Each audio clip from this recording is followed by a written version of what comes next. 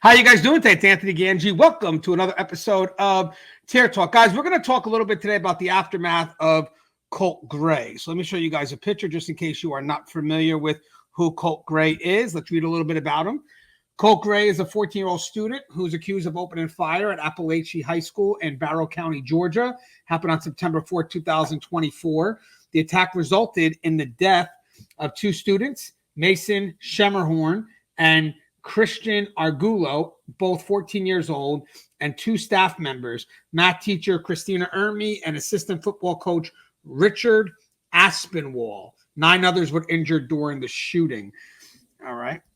Gray was taken into custody shortly after the incident and now faces 4 counts of felony murder. His father, Colin Gray, is also charged with involuntary manslaughter and other serious offenses as he has gifted the AR-15 style rifle to Colt months before the attack, despite a prior investigation into Colt for threatening violence in 2023.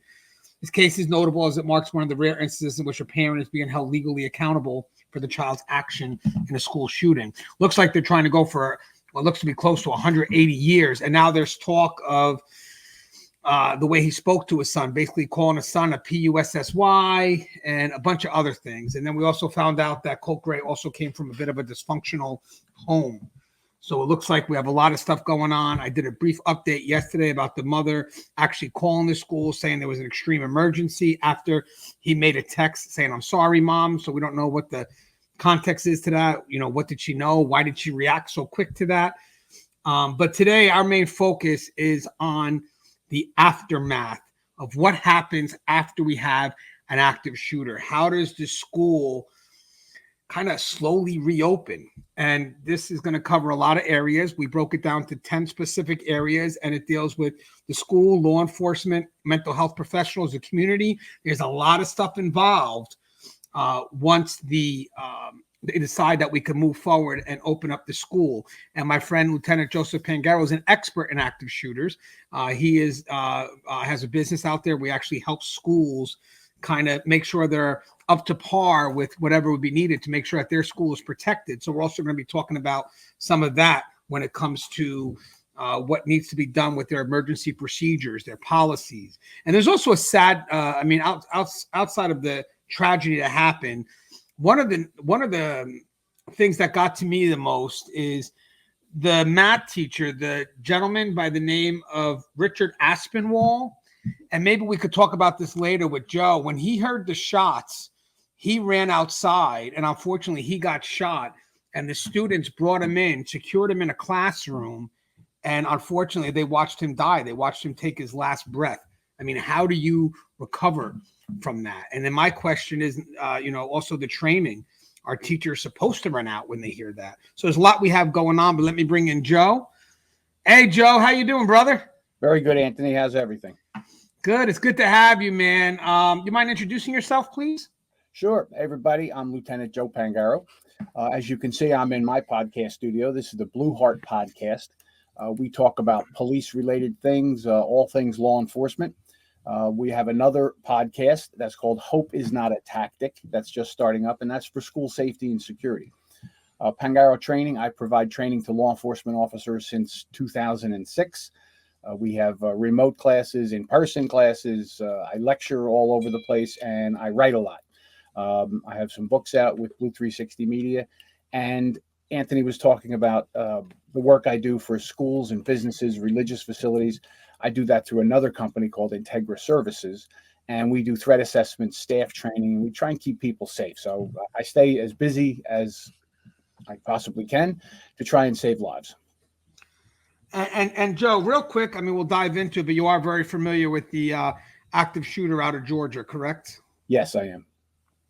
So I just wanted to mention something before we start in. I was following up on Parkland because I wanted to know how long it took for them to reopen the school, just so we can, have a little background for our dialogue. So what I saw here was, in general, they say the best case scenario, some schools may reopen within 1 to 2 weeks if the investigation is swift, damage is minimal, and emotional support is quickly arranged. More complex scenarios, in cases with extensive damage or a prolonged investigation, reopening could take several weeks to months, and then it's usually a phased reopening. Some schools opt for a phased reopening, allowing certain parts of the school to reopen while others remain closed for repairs or cleaning. And then for Parkland specifically, after the tragic Parkland shooting at Majority Stoneman Douglas High School on February 14, 2018, the school reopened 14 days later on February 28, 2018. However, the building where the shooting occurred, that's Building 12, remained closed and was later slated for demolition. The school gradually resumed operations with heightened security measures, including additional mental health support for students and staff. Building 12, where the Parkland shooting occurred, was permanently closed following the tragedy. It remained sealed as a crime scene for investigation purposes at that point. Before that, whatever.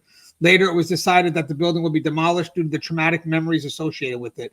The structure was left intact for some time to serve as evidence in the trial, but it was eventually slated for demolition as part of the healing process for the school and the community. Now, Joe, the reason why I wanted to have you on is because a lot of us kind of really focus on the incident. And I don't think there's a lot of coverage on the aftermath, because eventually I think what happens here is people kind of move on to the next story. And I don't think there's really a strong follow through in the complex reopening of a school that has gone through something as traumatic. Would you agree? 100%. And when you talk about Parkland, where they ended up taking down Building 12, that was obviously something that it's hard to go back to a place where that kind of tragedy took place.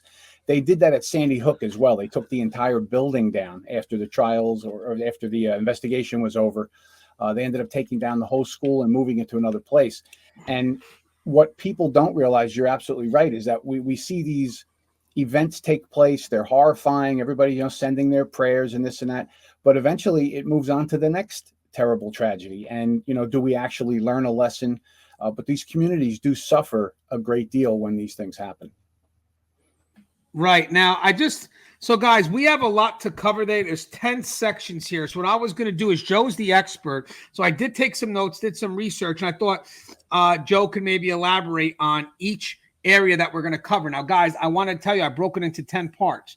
We have coordinating with law enforcement, which basically is right after the crime has occurred. So now we have an active crime scene, a bunch of stuff. So there's going to be that first reaction. Then you're going to have, obviously, handling the crime scene.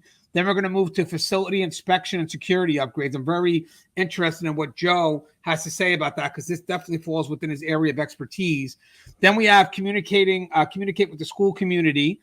Then we have the mental health support and counseling services. Then we have the review and revise emergency plans. Then we have prepare a thoughtful return to school plan.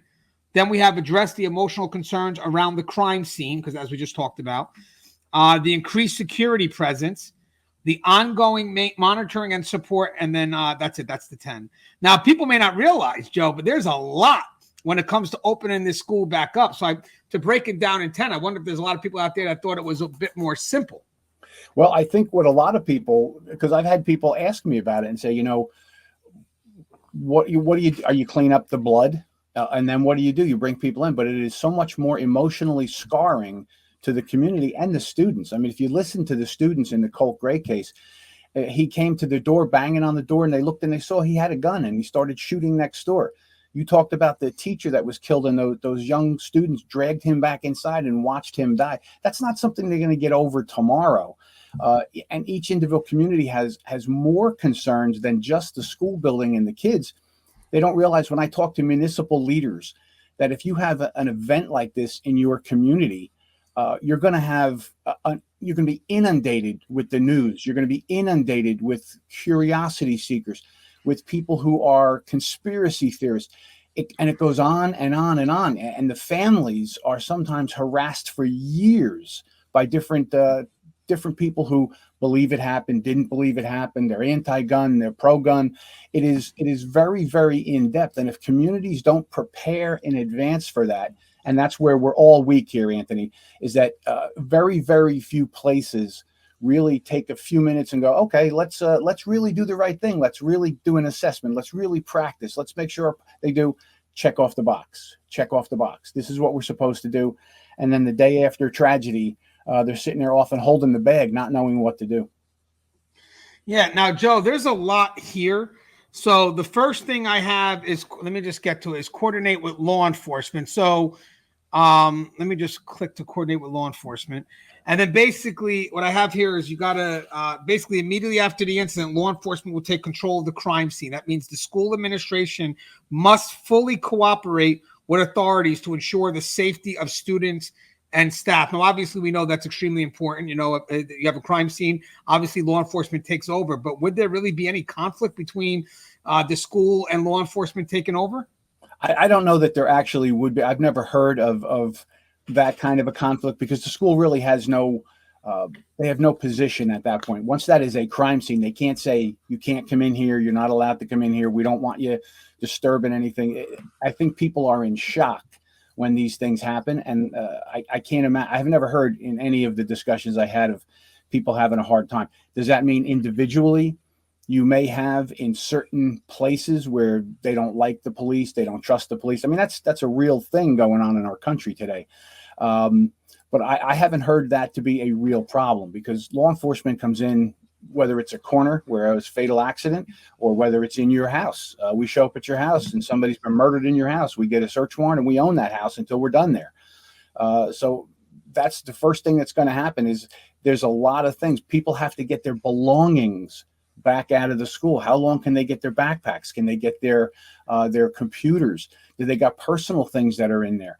So all those things have to be coordinated with law enforcement because that entire building and probably the whole property of the school district is crime scene number one, because we don't know, did this person leave weapons in the woods? Did they leave supplies in the woods and then go to the school?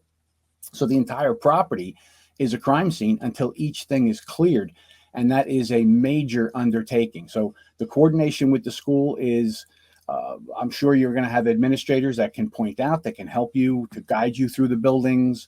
I would think our facilities people are going to be absolutely huge. I know anytime I go anywhere to investigate anything, the first thing I find is our people in the custodial staff, the facilities, they know that building and the people inside and out. So the coordination has got to be done very well. And you have to have somebody who's not traumatized to be able to go through that school. I mean, you're talking about teachers and administrators. You know, you and I, the reality of our career is we see blood and guts all the time. You kind of become used to it. But this is, I worked in a school as a school director after I retired from law enforcement. And I saw that the love that these people have for these kids is completely different than what you might think it is until you get in there. And they see them as their children. I mean, they're in loco parentis, but they see them as their children. And to go through a building where 1, 2, 3, or 20 people were murdered would be very difficult. So you have to have the right people helping.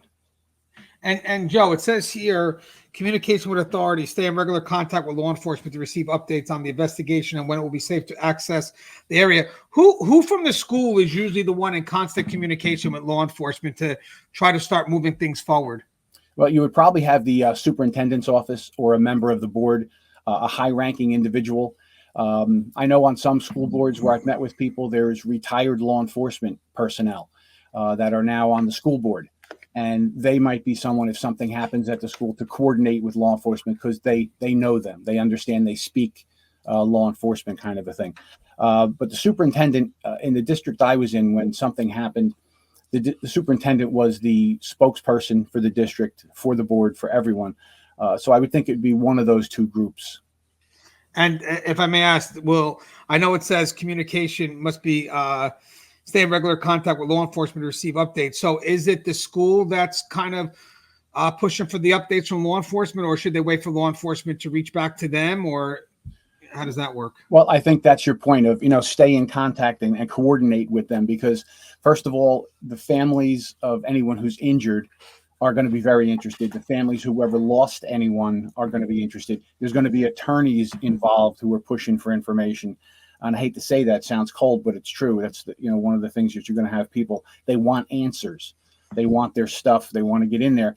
It's incumbent on law enforcement, in my opinion, when these things happen, to be readily available. I would assign, if I'm the chief of that agency, I'm going to assign one of my officers to be a 24/7 connection to the superintendent or whoever's in charge on the school side, because you're going to cut out rumors, you're going to cut out misinformation when there's a direct connection.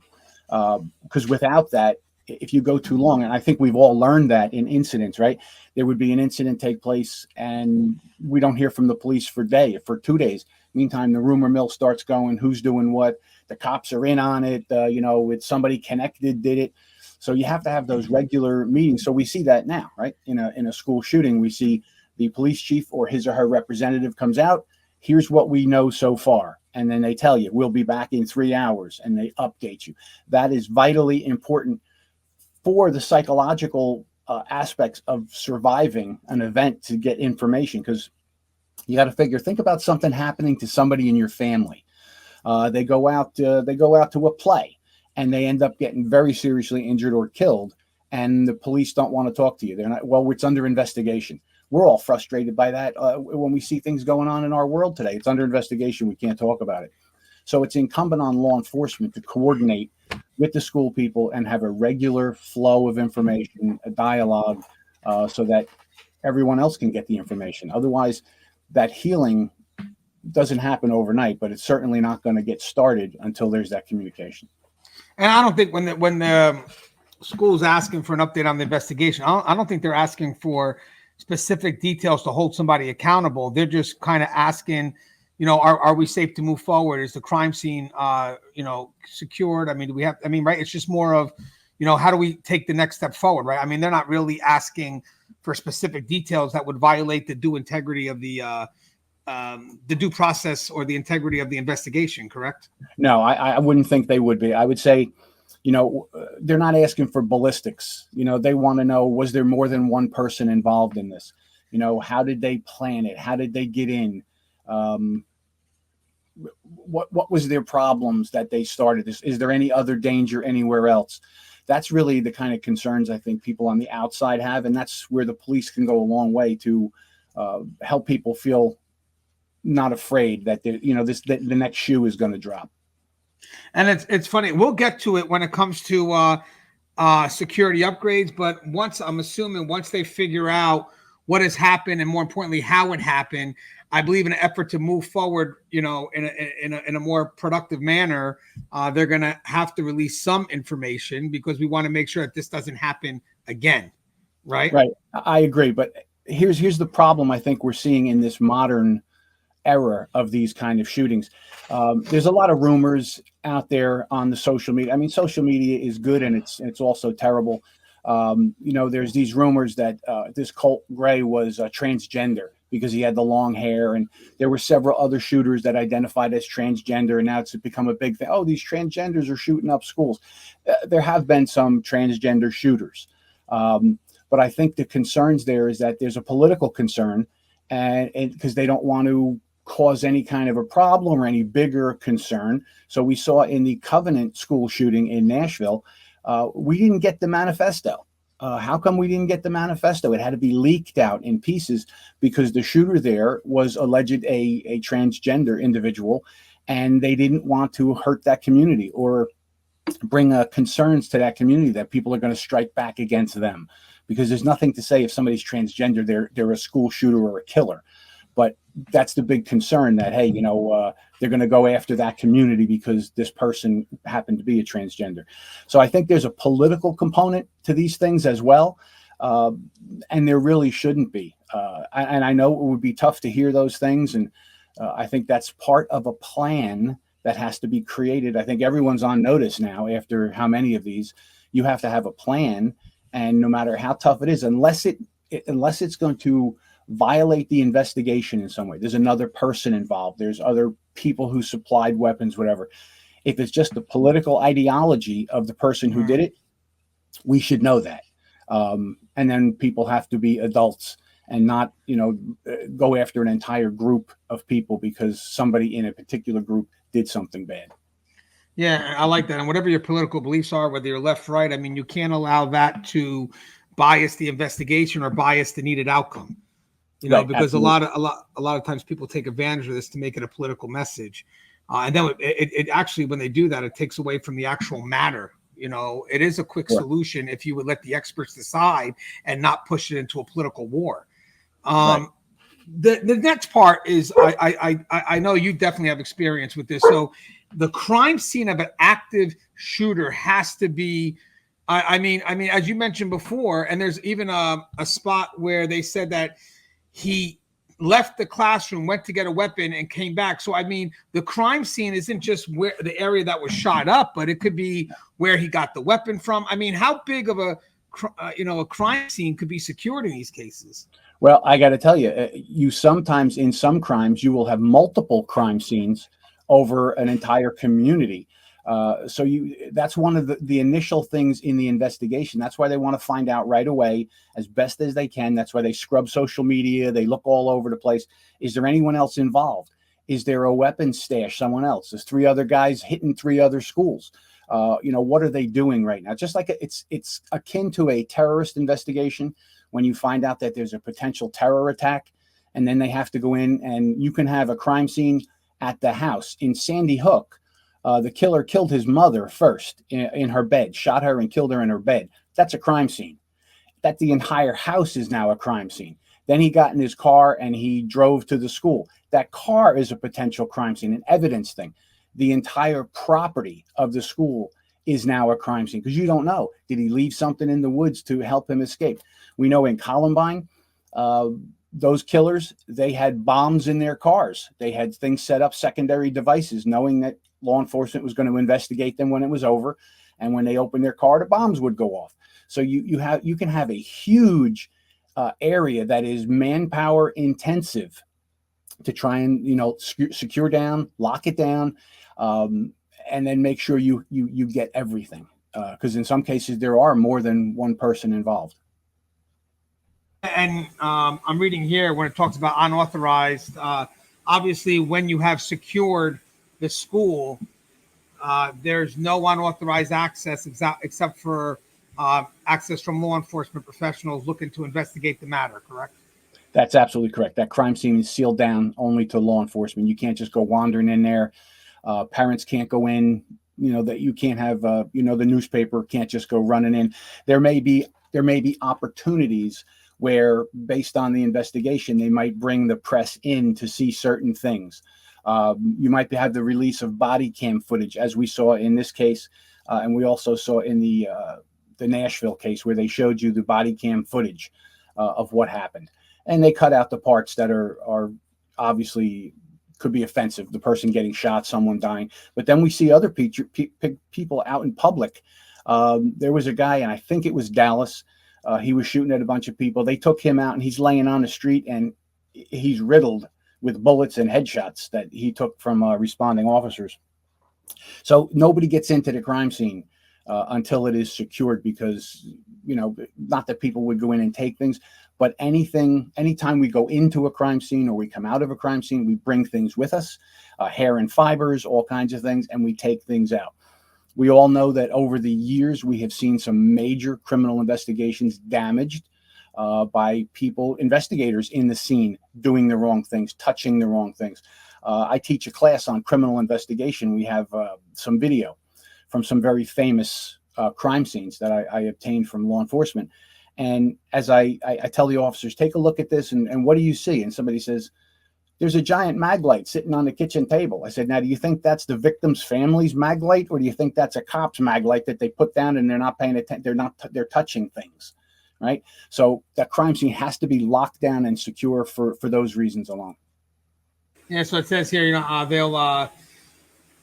forensics teams will gather evidence such as bullet casings, weapons, and other relevant materials. I mean, that must be hard just to collect the casings. How hard is that to find each casing? Well, it depends. They also have to find any bullets that went into the walls, into the lockers, into the ceiling. We have to track those down, and you have to find every single piece of that as best as you possibly can. Some of it will disintegrate on impact with a concrete wall or a steel beam, but for the most part, you can have, depending on how many rounds are fired, you can have bullets everywhere, and each bullet tells a story. Each piece of the forensic evidence is important to see the entire case in its totality when you try to figure out the timeline, what happened. I say all the time, when I go to a crime scene and I teach these young officers, I say, let the crime scene speak to you, right? Go there and look at what you see, right? Take a look at it, walk around it, understand what you're seeing, because a lot of times you will see the progression of events in the timeline. I saw a great special of all things about General Custer and the battle that he had when he lost his life back in the day. And what they did is the forensics people went out there with metal detectors, and they found piles of rifle rounds all over the area where this gunfight took place, and they could trace the rifle rounds back to whether they were the soldiers or whether they were the Native Americans, and they could see their positions. They could then figure out where they moved, and it was really amazing. So there's a lot that can be told just in that information in that crime scene, let alone the horror of a crime scene like that. I've been in some pretty gory scenes, and you go in there, and even for law enforcement people, it is sometimes shocking to the senses to go in and see what somebody can do. And I don't want to upset anybody, but when you imagine probably one of the most horrific scenes had to be in Sandy Hook, you had little 5 and 6 and 7-year-olds shot at close range with an AK-47 type of a rifle. That does unbelievable damage to a human body. A lot of those officers left work and never came back to the job because it was so horrible. I know some of the scenes that I've been at, we had debriefing. We have psychological debriefing after a really bad scene because these things will live with us, right, for a long time. And I had a couple of senior, dusty old dudes who have seen it all, and they were just really upset by some of the things that they've seen in these scenes, and it really bothered them, and they needed help. So the crime scene itself is no easy task, and the bigger it is, the longer it's going to take to get everything right. They could be there for days or weeks. Now, I know that in this instance, I was reading about the victims that were injured. They said that 7 were injured by gunshots, and there was a total of 9, but 2 of them were not shot. They just may have been injured in the chaos. But they said for one victim, the bullet went right through the shoulder, broke the shoulder, separated it from the arm, and the person has to now go through back-to-back surgeries. That's how powerful the bullet was from the looks like it was an AK. And then so here's something that a lot of people don't really discuss when it comes to handling the crime scene, because remember, guys, we're talking about trying to get this facility moved forward. So one of the things that's the next step after everything's been collected is the crime scene cleanup. So how does that work?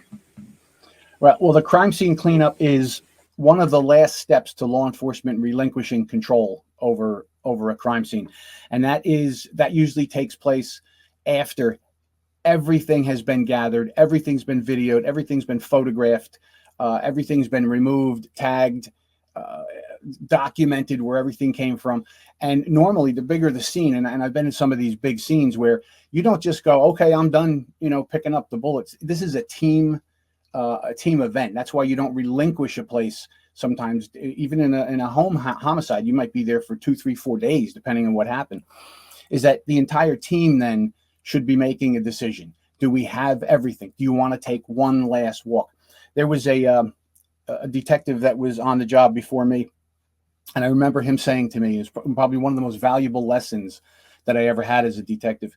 He says, when you're all done, when you're done processing the fingerprints, when you're done taking the evidence, when you're done looking at the facility, whatever it is, when you're all done and you think it's time to go home, don't leave yet. Take a deep breath, because now you're calmed down. When you initially get there, you're going to be hyped up. They're human beings. This is a major case that they're in. But after a while, when you feel, you work through that process as a person, and you would calm down, and they're professional, they get the job done. He says, before you leave that scene, walk around the scene and just look without those concerned eyes. Now just look with the regular eyes. Maybe did you miss something?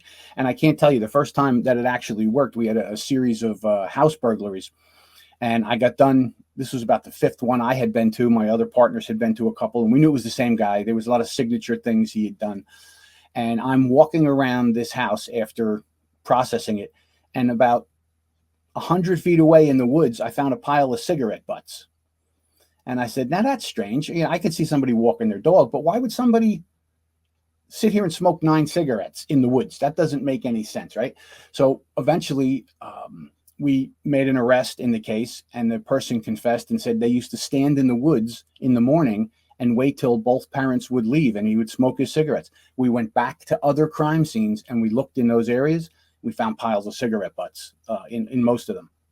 So you want to make sure that you didn't miss anything, that you got everything. And that then leads to, now you can have blood, brain matter, that's horrible, bone fragments. You can have all kinds of physical evidence from the people, biological evidence, all that kind of stuff.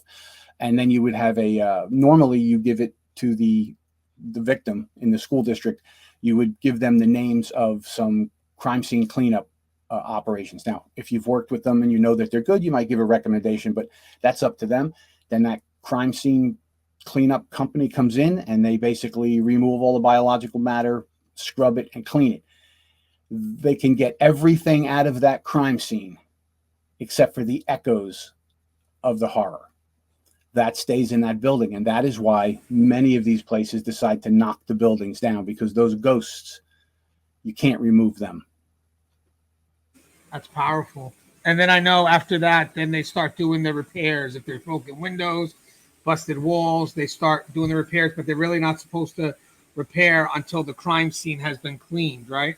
Right. And that's why buildings like that, like a school, you see even now they're talking about a couple of the things that they want to do is getting back to normalcy. And that's one of the things that's in the recovery plan. Getting back to normalcy after any tragedy is important for the psychological well-being of the people involved. So they want to get these kids back to school as soon as possible. There's a grieving process. There's PTSD that's involved here. There's counseling. And then there's moving back, which can be one of the hardest things to do, to step back in. But that building, like you said, that has to be maintained, because the defense for this kid's alive.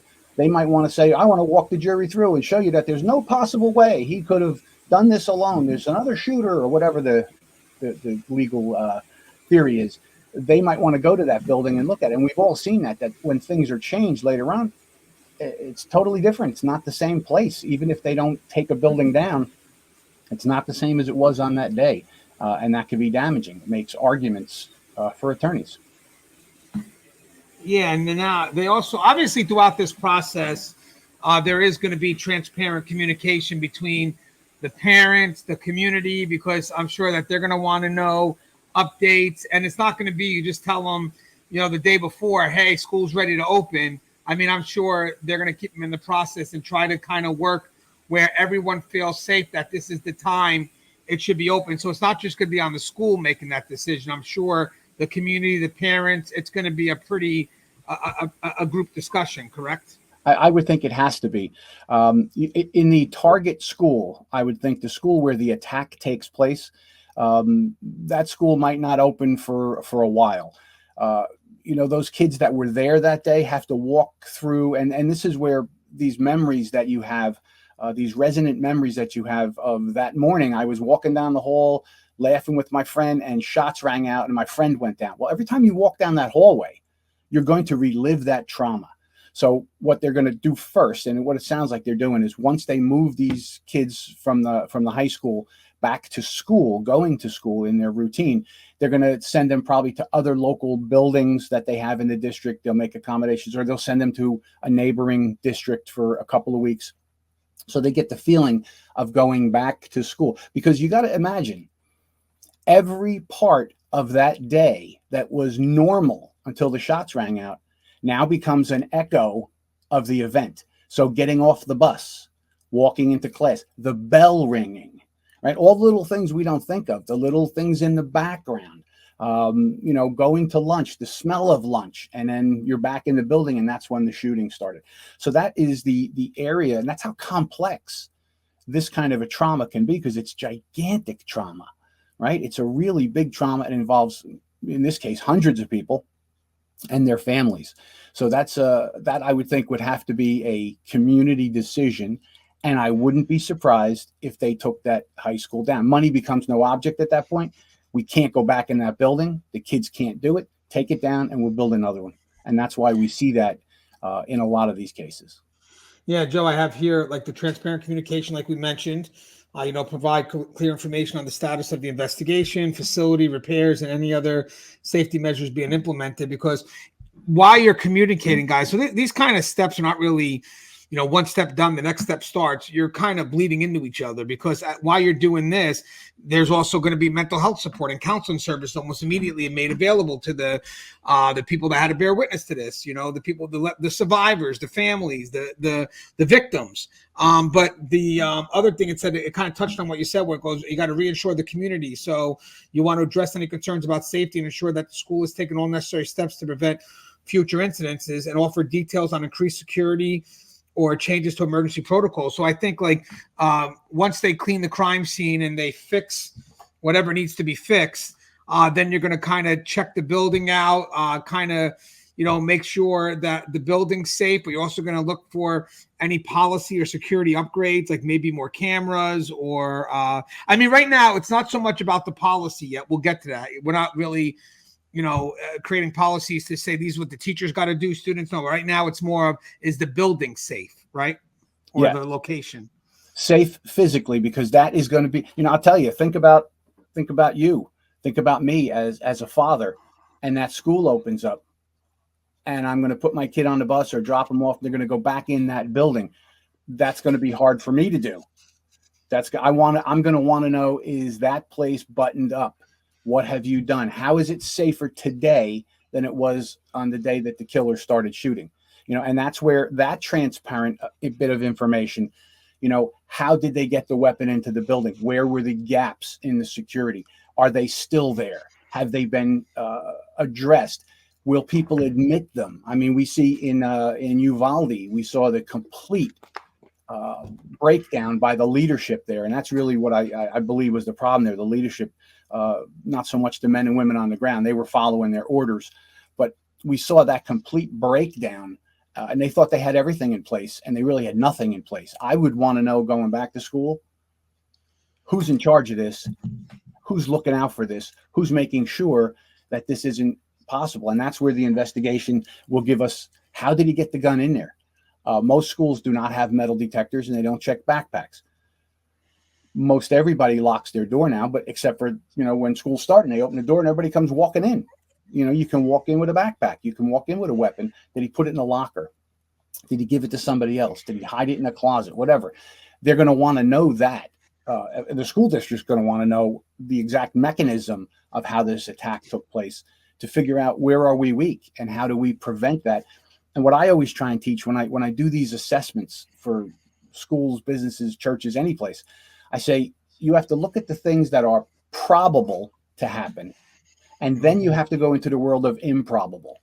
And people say, well, what do you mean by that? I said, well, I had people say to me, what if somebody attacked the school like they did in Russia, in Beslan, with a helicopter and landed on the roof of the high school? Are we protected on our roofs? Now, you have to say to yourself, that sounds panicky. It sounds crazy. Is it possible? Yes. Is it probable? No, it's probably not.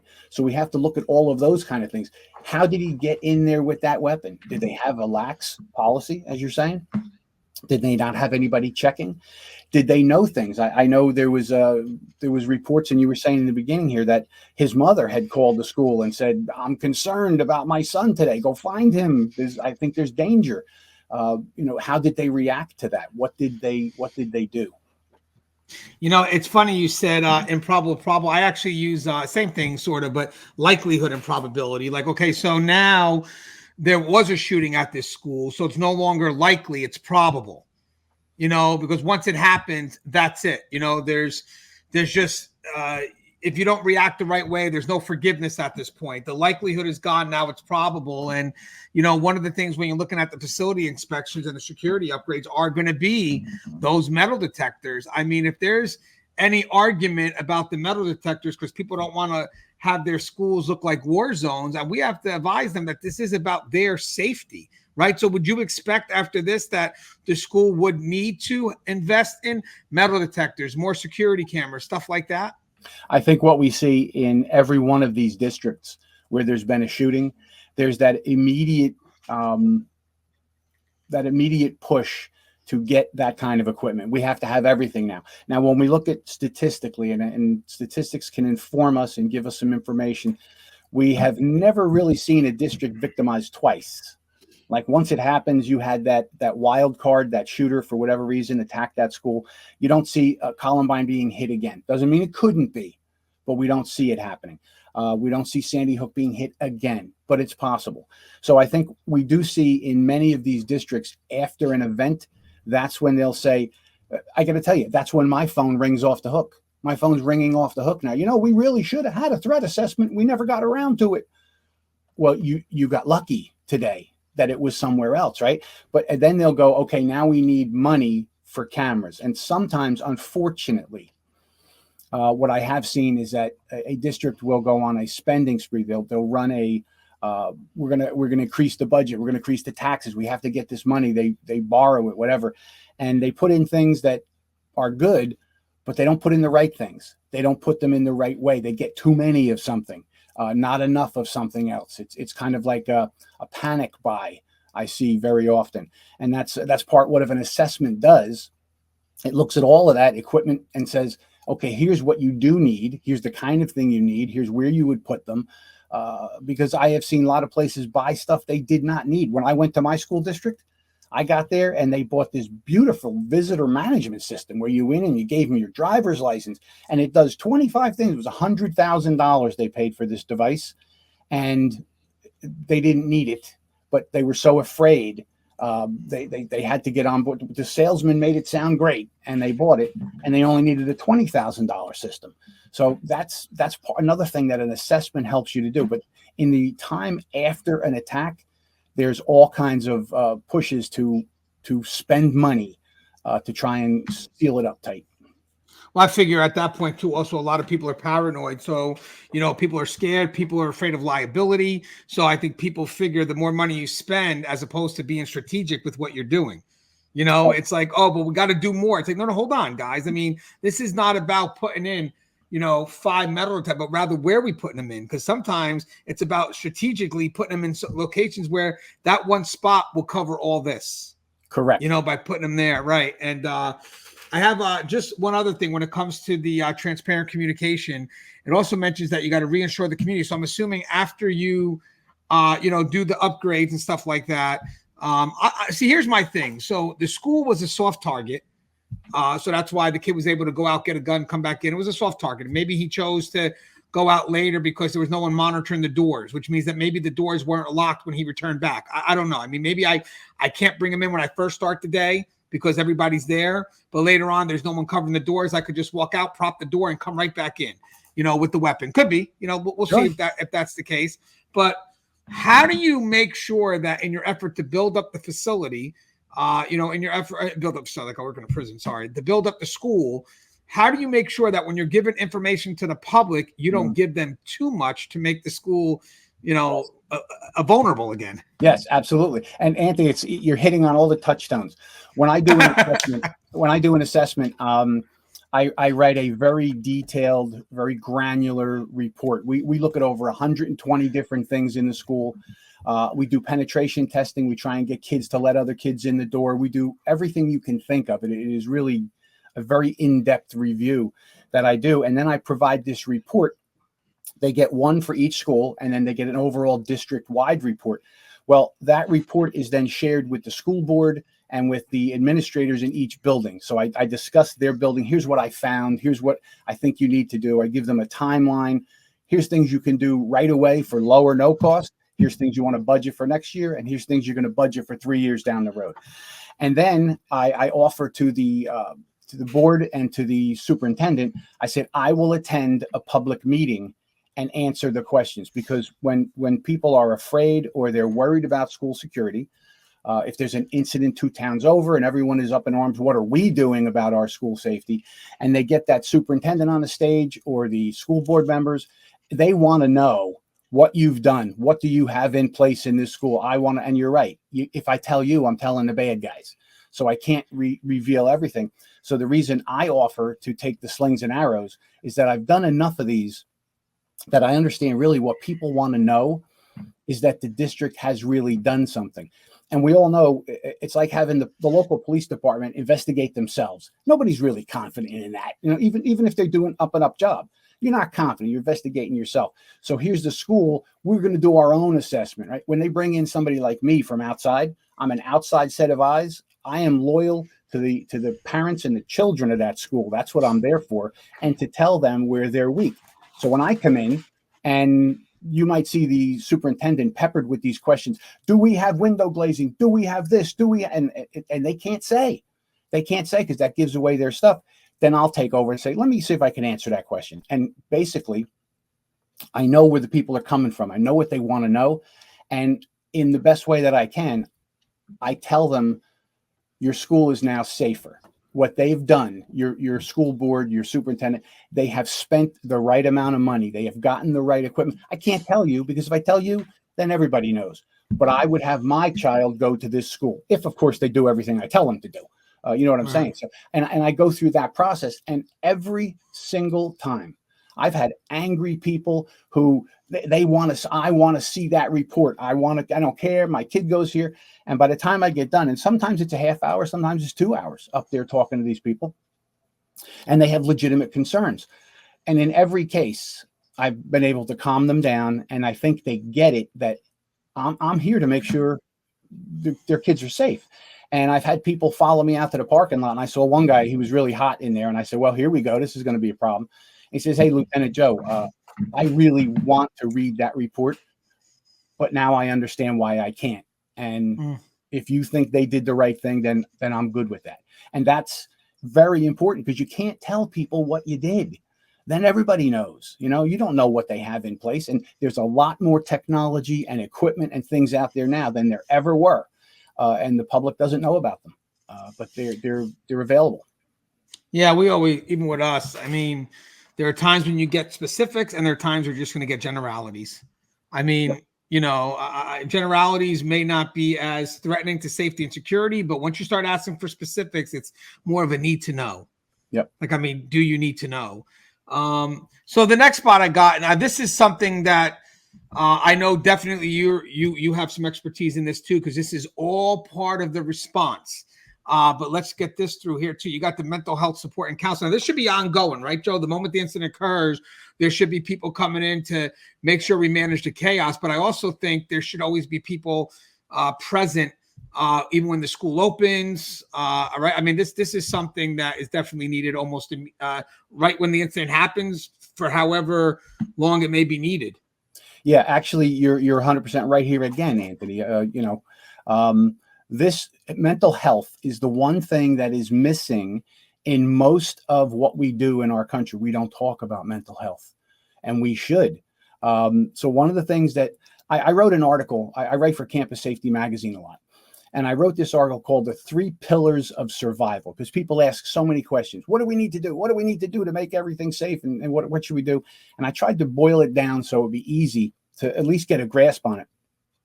And I wrote this article, The 3 Pillars of Survival. If you cover these 3 pillars as much as you can, you'll have a much safer facility, no matter what it is, right? So the first one is preparation.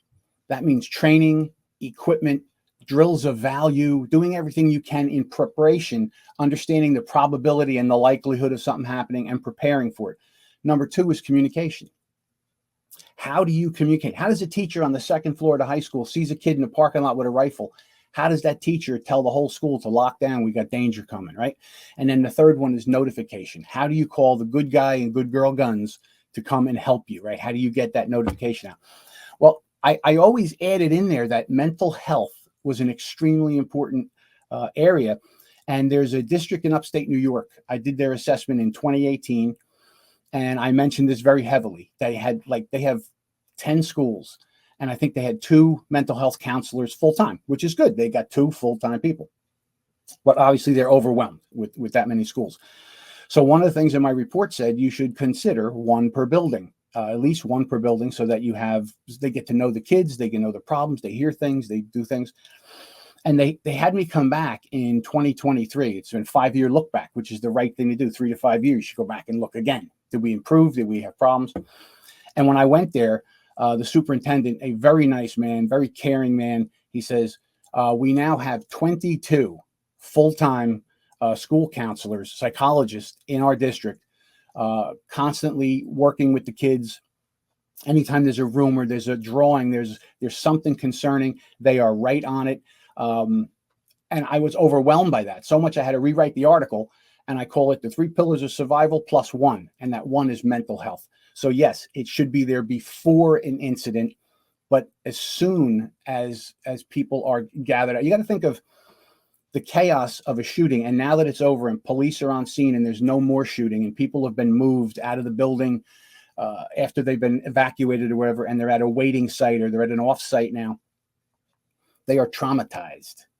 They are traumatized. So you need people there immediately for every person that was in that building, and probably the parents. There are some horror stories about psychological things and how they were done wrong. But that goes from then, and it has to go on for as long as it is needed. And I know that in Sandy Hook, there are still some people who are suffering. The parents are still suffering. Michelle Gay, she has an organization, Safe Schools, and she was her 6-year-old daughter, Josephine, was killed in that attack. And I've written articles with Michelle, and we've done interviews and stuff, and she has survived very well. She had good mental health, and she survived well. But if we don't have that mental health follow-up, this is a kind of a trauma. How much more vulnerable do you think you could feel? And I think of this as a father. If one of my children was killed in a school shooting and I could have done nothing to help them, right? How would I feel about that? You would go through every moment of your day. Was there anything I thought of? Did I hear of anything? Did they know anything? Did I pay attention? And that would go into the future. And people can heal from trauma. They can, but it's intensive. And to answer your question, very long-winded answer is yes, they need to have it immediately after, they need it before, and then they need it for as long as it needs to go on. Yeah, and Joe, I want people to know we haven't even decided, how we're painting the picture now. We haven't even opened up the school yet. These are just measures that are being taken to open up the school. So this is to prepare the students for going into that environment again, to make sure that they're ready. But then also once the school finally opens, to be, kind of right there with them to guide them through it, to try to keep whatever positive momentum they have going. Because I would have to agree that the opening day, and we'll get to that because we're not at the opening day. There's still one more thing left. But with that said, the opening day has got to be the scariest part, because you don't know how the initial reactions are going to be upon their return. And I definitely believe it's got to be a very controlled effort. But the other thing that I want to mention, kind of running at the same time you're doing your security checks, increased measures of security, maybe getting some extra SROs if available within the budget. But this is review and revise the emergency plans. So basically, these are the plans that are the reactive measures, which include what the teachers must do, what the students must do, law enforcement. And then also on top of this, I don't think we're opening up the school until we know that everybody's been properly trained, which means that the teachers also have to go in, and you have to have mental health for them as well, because they went through something traumatic, right? So, I mean, so when it comes to, Joe, this is what I have for review and revise emergency plans. I got review how the active shooter response was handled and identify any areas for improvement. Conduct debriefs with staff, security, and law enforcement to learn from the incident. Revise the school emergency response plans based on lessons learned. Implement changes to active shooter drills, lockdown procedures, and evacuation plans. And for staff training, provide updated training for teachers and staff on the revised emergency protocols to ensure everyone knows their role in an emergency. How does that play out, Joe? That's a lot there. There's a lot there, and it comes down to how serious they take it. And I don't want to say that schools don't take it serious. They have a lot to do to educate our children. This whole area has popped up in the last 25 or so years, and we have to now make sure we don't get people killed in school, right? From an interior threat, which is the internal threat, somebody in our school, student, staff, somebody we let in, or the external threat, somebody who attacks our school and comes in to hurt us. The updating of policy, procedure, and plans. You really need best practices in there, and that means you have to do research. You have to understand. I look at every single one of these incidents that takes place, and I go through it, and you say, okay, well, here's 5 things we knew happened before. Here's 3 things didn't happen a lot, but they have happened. And here's 3 new wrinkles in this kind of a shooting. So that helps with the probability and the likelihood discussion. But I see a lot of places when they do their drills, they don't do realistic drills because they're afraid. They don't have time. When we do our assessment, we ask for an impromptu lockdown. All right. So lots of places, they have their lockdowns on the third Thursday of the month because that's when they do them. They tell everybody, okay, lockdown, and they go around. Some states have said that they should all be announced drills because you don't want to traumatize anyone. And then other places say, well, the shooter's not going to call you and say, can I shoot you Tuesday at 3:00? It's just going to happen, and you have to be ready to respond. So there's a lot of controversy out there about this in this world of stuff. But I like to do this impromptu drill for a couple of reasons. Number one, it's a leadership test of the administrator in the building. I say, hey, listen, I'm going to do a lockdown like in 5 minutes. Can you do it? And I've had some of them get apoplectic and run out of the room to call the superintendent. How dare I ask a question? And they're not ready to save anybody. Then I've had other people say, I'm really uncomfortable with it, but you know what? I'd like to see how my school responds. So, okay, let's do one. And then I've had other people jump right in and goes, yes, let's do it right now. I want to see how this goes. So there's this whole wide range of how people react. Training for the staff. You got to figure in a district like that district, Appalachia. Did I say it right? Appalachia. I want to make sure I say it right. Appalachia. The school building that was attacked, the high school. Well, you got a bunch of other buildings there that weren't attacked. They are going to be scared to death to go back into their buildings thinking that it could be a copycat. What if it's somebody else? So you really have to use that mental health component. And then you have to prepare everyone, train them. And this might mean bringing everybody in for 3 extra days of overtime in the summertime to go over the drills, to go over the things that are going to help them to survive. We look at, like I said, 120 different things. We look at lockdown locations. Where do you send these kids? When you send them outside, do you have rally points? Do you have places to meet? And sometimes they don't think of any of that stuff. They just think of running out or locking down. So that policy and procedure has got to be updated. It has to have best practices. And then you have to take it realistically. We can't live paranoid. I say that all the time. We can't be paranoid that something's going to happen. We have to be aware and prepare, right? So that if something does happen, we are mentally prepared. We do fire drills for 100 years. Why? So that when there's a fire and they ring the bell, we all know what to do. We get up and go. That's why we do lockdown drills. So our kids know what to do. And the kids are not as traumatized as people would say they are. Individuals are. But in general, I got to tell you, we've done these impromptu lockdown drills, and I watch them lock down, and I'm with the principal and we're walking around, and the principal calls it off. And out of the bathroom comes this little 5 or 6 year old little girl comes out of the bathroom. She says, hi, Mr. Principal. And he says, what were you doing in the bathroom? She says, well, teacher told me during the lockdown, if I couldn't get in the classroom, go in the bathroom, sit on the toilet, put my feet up. So that's what I did. That little girl saved her life, right? These kids will do what we teach them if we don't panic. So policy, procedure, realistic drills of value are things we have to add and make sure we do them right. Make sure we do them appropriately so that people get value out of it. They know what to do in that emergency. They're not paranoid. Because you have fight or flight. We all know that, right? Comes from since we're human beings, right? The lion jumps on the trail. You fight the lion or you run from the lion. Well, there's a third part to that equation of human response. There's fight, flight, or freeze.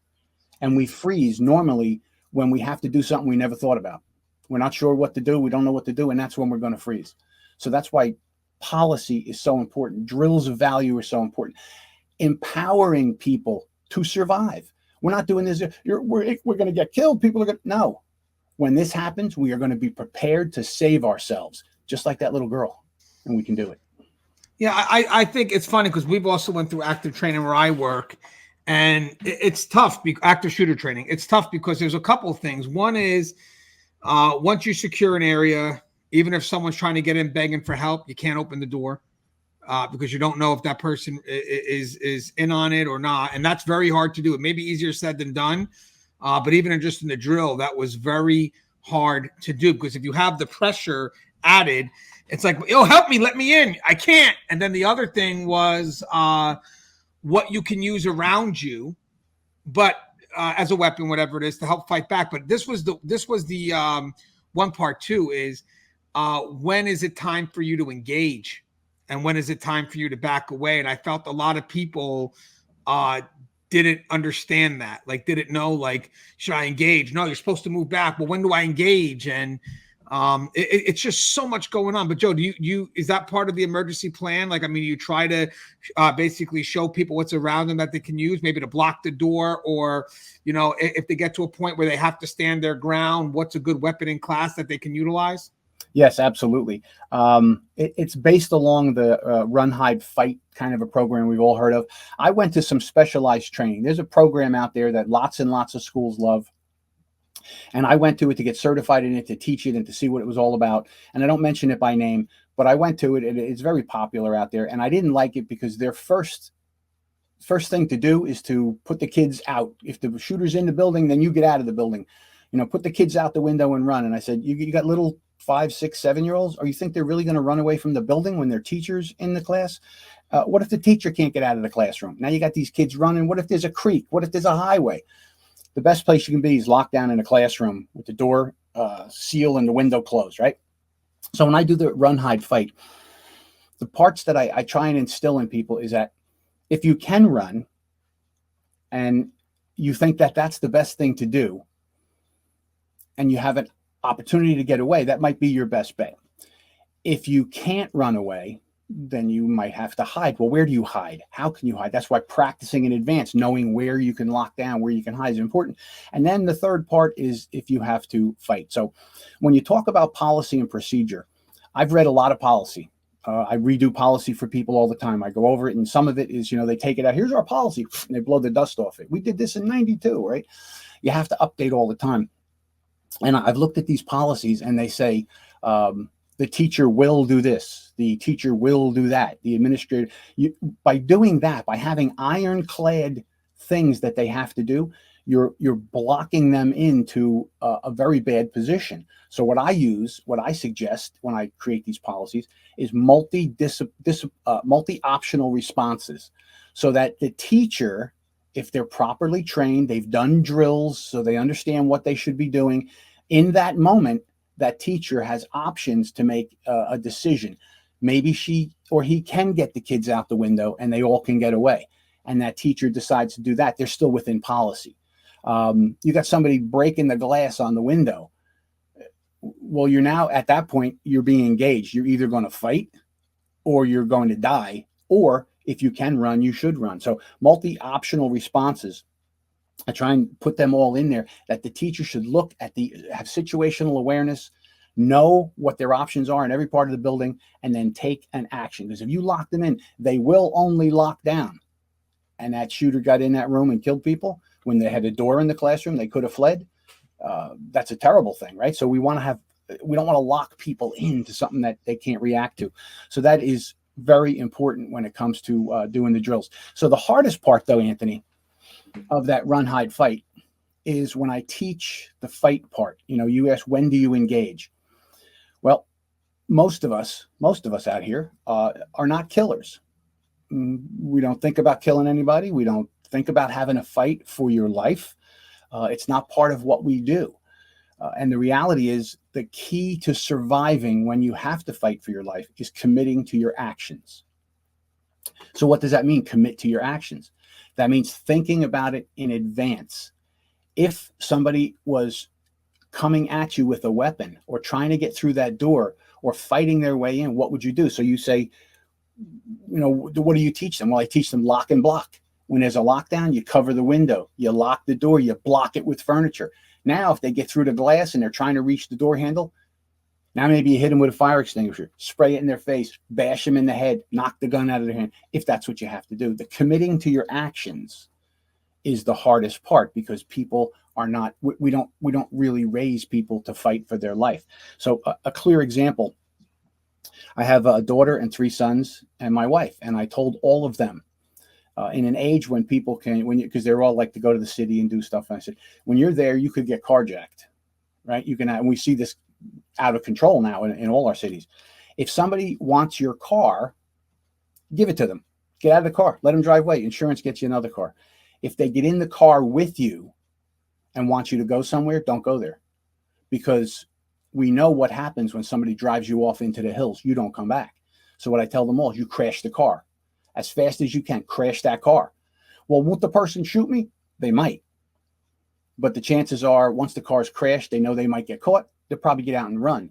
If not, if they get you up in those hills, you're not coming home anyway, right? So that's understanding I have to do something. So, and I'll give you a very quick example here. I don't want to take too long. When I was a young patrol officer, I was probably on the job 2 years, and there was a bunch of stolen cars out there, and I'm sitting on this traffic circle, and here comes this car. The guy gives me the face. I run the plate, stolen car. Now I'm in pursuit. I'm pursuing him. Well, we went into the town next door that I didn't know much about the town next door, and it was nighttime. And I'm chasing this guy. I'm trying to look at street signs and call it in. Headquarters, I'm in pursuit. Back when we could do pursuits. And I'm chasing him. He's turning in and out of streets. I can't pay attention to street signs no more. I have no idea where I am. It's dark, and I'm chasing him. He crashes. Over the fence he goes. What do I do? Headquarters, I'm out on foot now. Where are you? Where are you? I don't know where I am. I'm over the fence. We go through the yard. He goes over that fence. I follow him. We get to the third fence. He stops at the third fence as I come over the second one. And he turns and he looks at me. He's bigger than me. He's stronger than me. And he realized he ain't running no more. He's tired. He comes running at me, and I go running at him. We are now in a battle for my life, because I wasn't there to kill him. He was there to kill me. And he's choking me, and I'm seeing the little fishies. And there was a moment in there when I realized I couldn't get him off, and I was going to die. And I basically thought about my wife and my son at home, and I made my peace with it. I was going to die in this backyard. And then there was something inside of me that said, no, don't do. And then I fought like an animal, a person I didn't know who I was. And I managed to get him off of me just as the troops came piling through the yard. And I realized when I'm driving home in my car in the quiet of the night, as I'm driving home, thinking about my wife and son who were in bed sleeping, have no idea. I almost died in a backyard. And I'm thinking about that. And I said, I almost let him kill me. And I couldn't believe that. And I said to myself at that moment, to this moment today, that will never happen to me again. I will never give in. They might take my life, but I will fight until they take the life out of me. I committed to my actions. And that's what it means. And people in our schools and businesses, they don't think like that. That's why I write articles like this. That's why I give lectures about this stuff. We need to think in advance. What would we do? So I hope that answers your question. No, above and beyond, Joe. And I'll tell you something. A lot of people, they definitely can relate to what you just said, 100%. So hopefully people that are watching that relate to never give in, because you're right. Sometimes the people that, wind up losing their lives, if they just could have fought back just a little bit longer, you never know. You never know. And obviously your life is worth fighting over. I know that eventually we have to do the phase to reopen the school, but I want to mention something. I looked this up too, where it said address emotional concerns around crime scenes. And I noticed some schools, they repainted the whole place a lot. So maybe even put some furniture up, make things look a lot different. So when the kids initially walk in or the teachers walk in, it's not a reminder of the place that it once was, but rather something different. Or some even create a memorial, or maybe even both, just to have a place that the kids could kind of heal. And I think that's usually done before you start opening the school. Have you seen people kind of repaint or just redo the whole school in general, so it's not, or that building, wherever it happens, so it kind of remove, yes, it's the same location, but it doesn't look the same.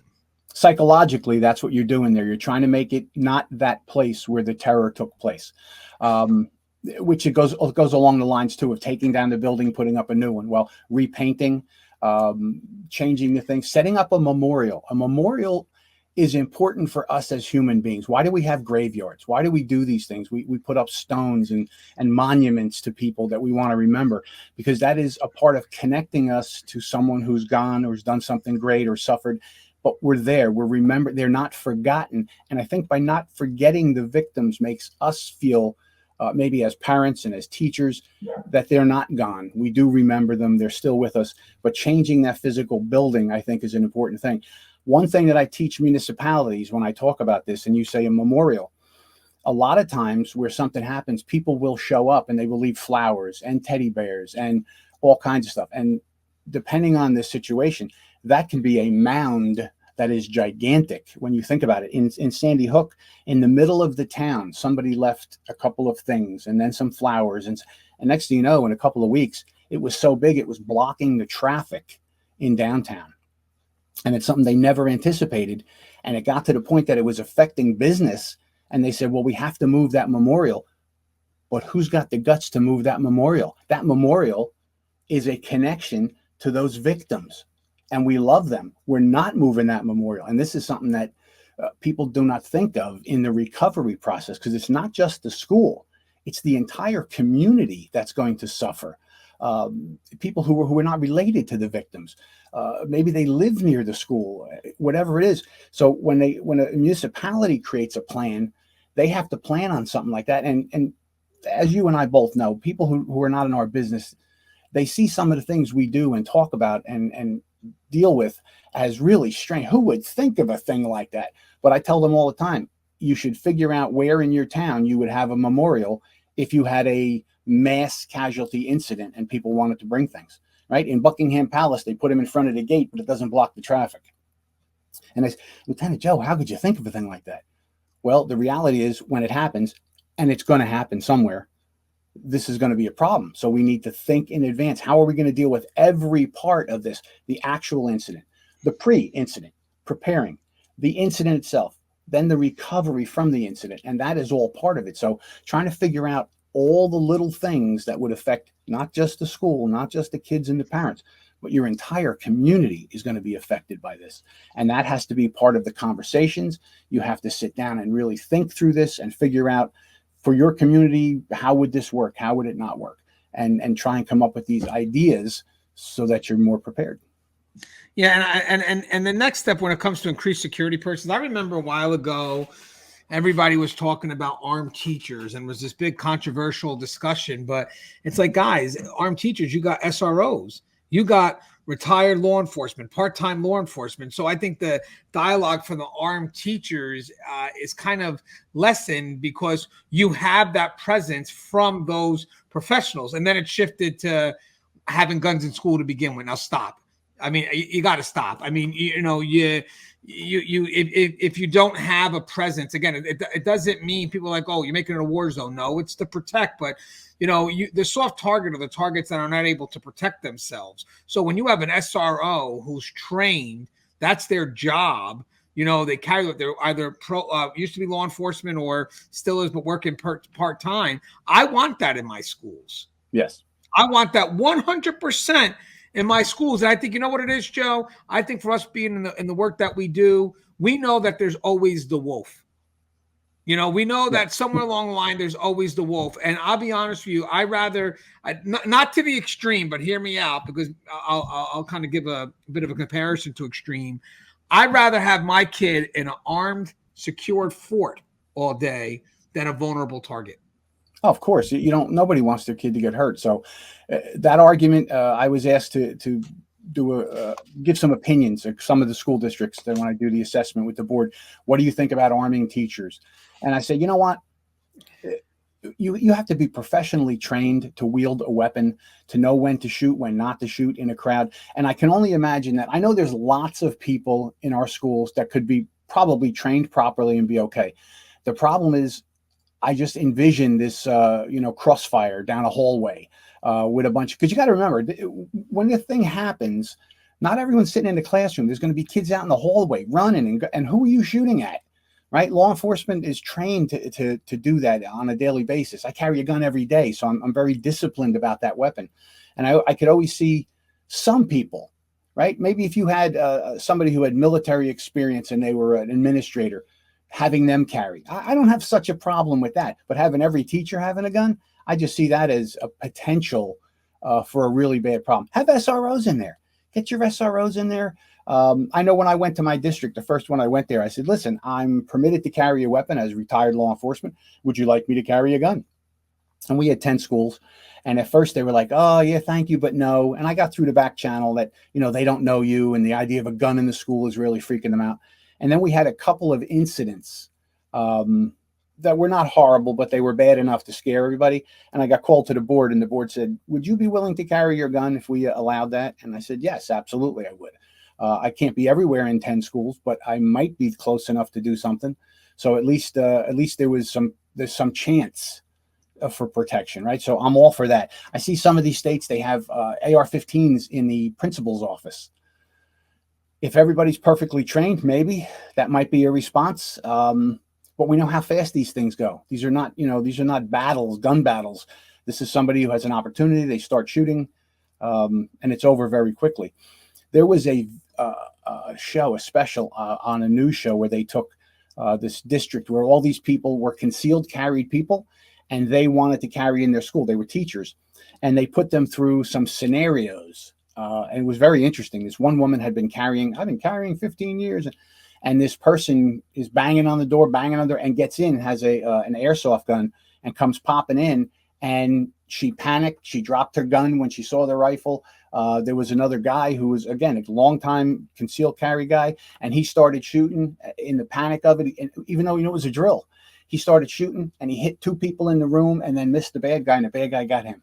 So a gun in there on an untrained person is not the answer. A trained person with a weapon, you have a fighting chance.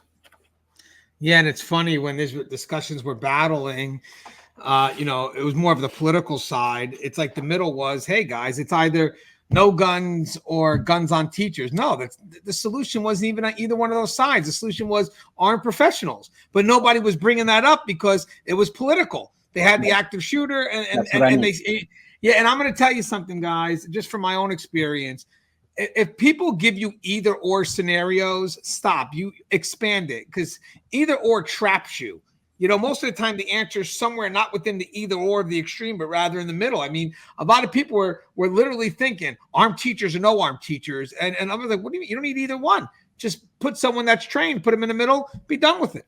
Right. So I have 2 more areas. This is the part with the opening of the school. Obviously, it's a very controlled, strategic open. And Joe, tell me if you agree or not. I believe it's maybe the first couple of days are more optional. Maybe there's some hybrid. Maybe if it happened in a different building, that building's still not in use. You still try to open up in the areas that weren't as affected. But this obviously plays a part, because this is where you're trying things out. So all your resources got to be made available, your mental health, your extra security. I mean, you really got to have things in play when you try to phase this open, correct? I mean, if you do phase it, Joe, what do you mean by phases? Do you start with the older grades? You start with the younger grades? I mean, what's this phased reopening? I think the whole idea there is that you can't just go back to normal on day one, because that takes preparation. I could see things, and I haven't seen this, but I always thought this would have been the thing to do. What do we when school starts every year, they have back to school night, and people come at 8:00 at night and they mill about and they walk through the hallways. New school for the kid. They're going to middle school. They're going to go visit the middle school or the high school. You could have a great presence of law enforcement there, invite people to come in a non-tense, non-school day event, and walk around and look at their classroom and get a feel for being back in school. You could do that.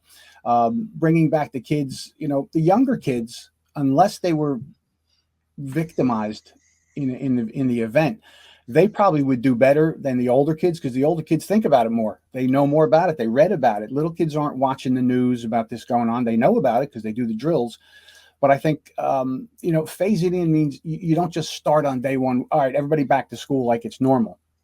Our goal is to get back to normal.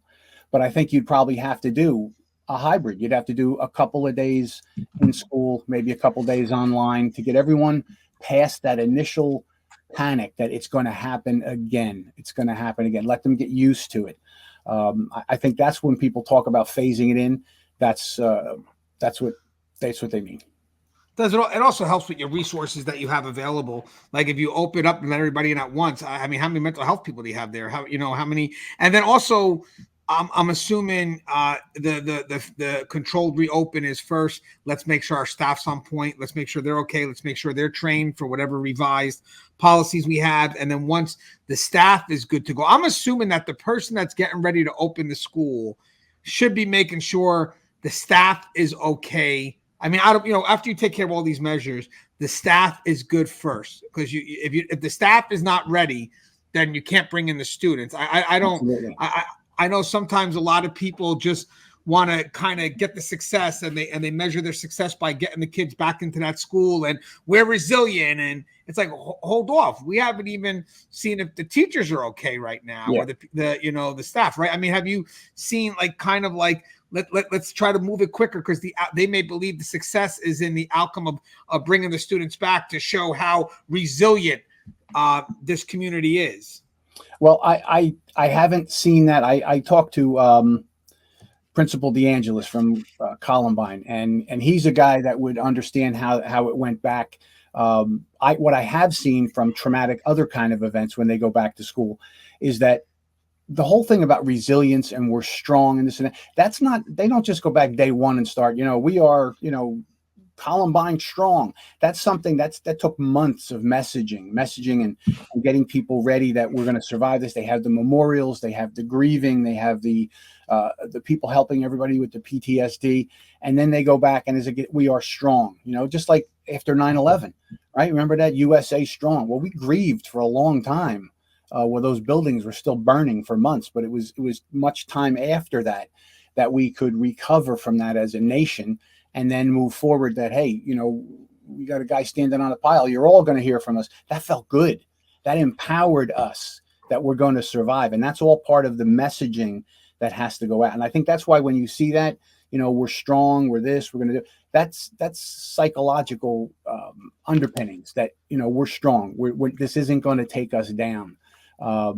And I think that does help everyone. But making sure them teachers are ready first is absolutely 100%.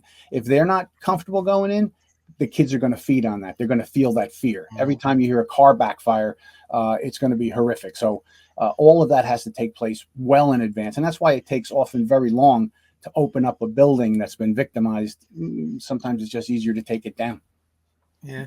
And as I said, when they open a school, it does take a lot of courage. So for the people involved, it truly to keep people motivated, to try to get them to want to go back to school. I could just imagine how overwhelmed everyone is on that day, just to, make sure they answer any concerns, including concerns of paranoia, like you mentioned, the likelihood versus the probable, or the improbable versus the probable. Mm-hmm. And the last thing I have here, Joe, is the ongoing monitoring and support. So obviously, I think for a while you do need that increased presence, that security presence, that mental health presence. I mean, obviously that makes a lot of sense. I mean, eventually, obviously you try to bring things back to normal, but I think what helps with that is, I think right at the very beginning, when you are starting to reopen, you got to have audits.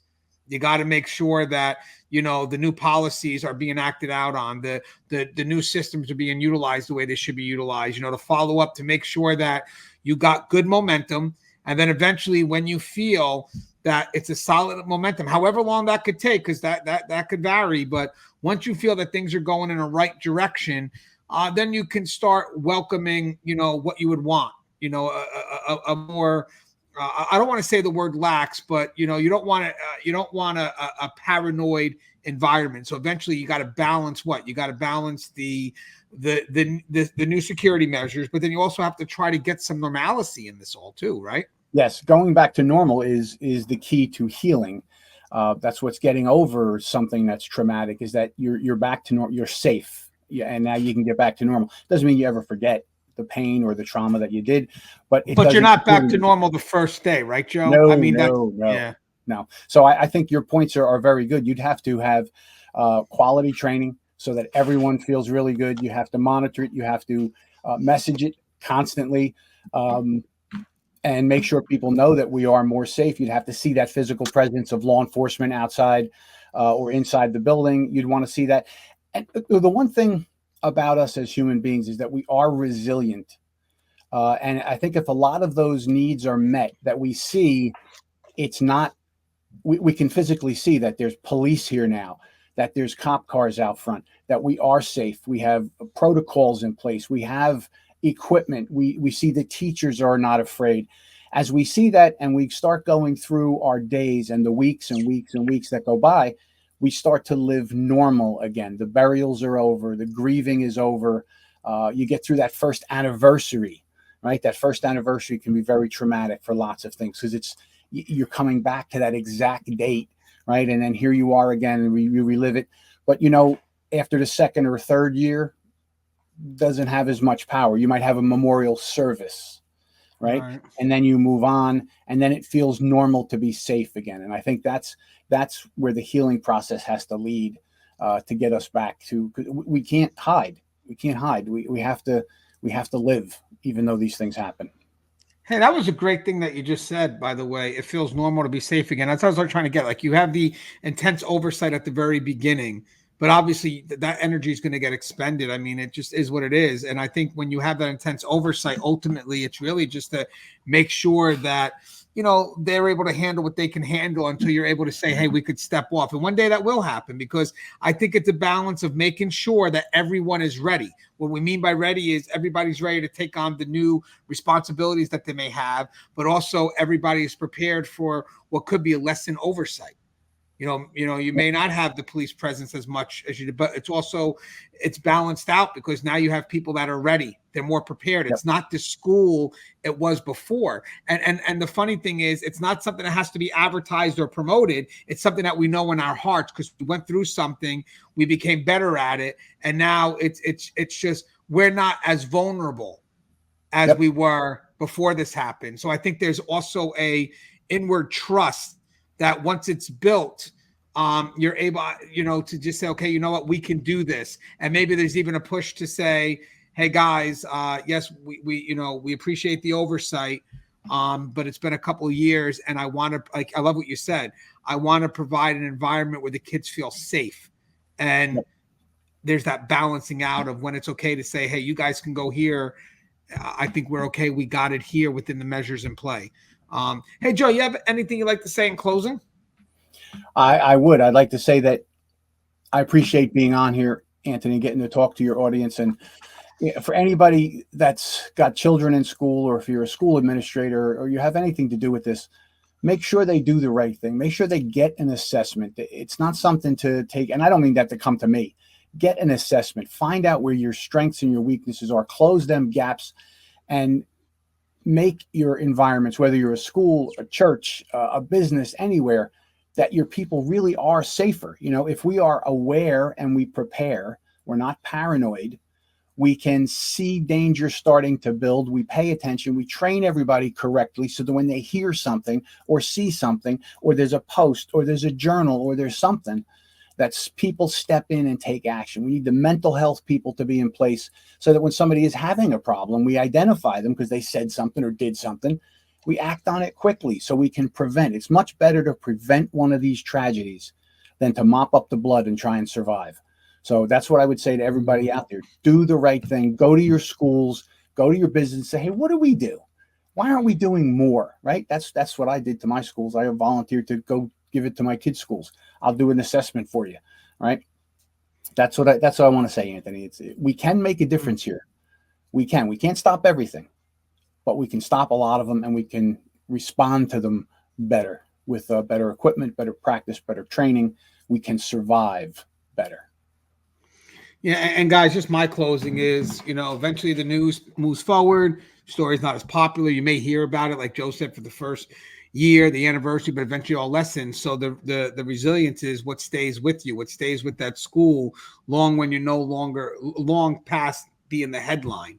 And I think truly when it comes, after an incident from this, it's all about working together to bounce forward. I mean, that's truly what it is. So again, if you guys are following up with the Colt Gray, I thought this was a good addition. I think a lot of people talk about the incident itself, but they don't really talk in length like this, or in depth like this, of what it takes to rebuild. And just to know that, even if it happens in 2 weeks, we said Parkland was 2 weeks or something like that. Look at all the stuff that has to come in play almost within that 2 weeks for stuff to start moving forward. It was just an amazing dialogue, Joe. As always, guys, the show is Tear Talk. If you haven't, please subscribe, interact, engage, comment, hit that bell. Bell's going to notify every time I post a video. Stay safe.